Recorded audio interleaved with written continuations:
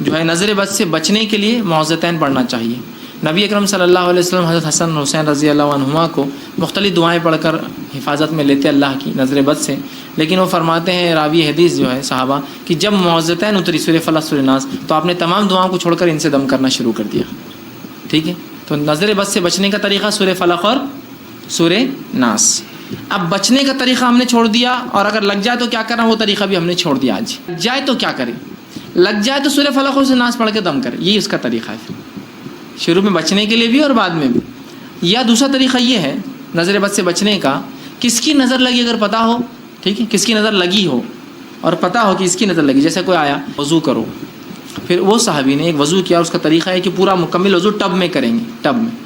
وہ وضو پورا ٹب میں کیا، ٹب میں وضو کرنے کے بعد اس وضو کے پانی کو جس کو نظر لگی اس کے سر پہ ڈالیں گے آپ، جو پیچھے سے بہہ سکتا ہے آگے سے بہہ سکتا ہے، یہ اس کا علاج ہے۔ ایک کس کی لگی معلوم ہوتا ہے، اور فقہا اس معاملے میں لکھتے ہیں جس کی نظر لگی اگر وہ آدمی بالکل واضح ہو کہ اس کی بولنے کے بعد یہ ہوا تو اس کو وضو کر کے دینا ہی چاہے، اس پہ واجب ہے کہ وضو کرے، یہ نہیں بول سکتا نہیں میرے نہیں لگی میں وضو نہیں کرتا، کرنا اس لیے کہ واجب ہے اپنے بھائی کی، تو بھائی کو تکلیف پہنچی اس کے بولنے سے، تو لہٰذا اس کے علاج کا طریقہ وضو ہے۔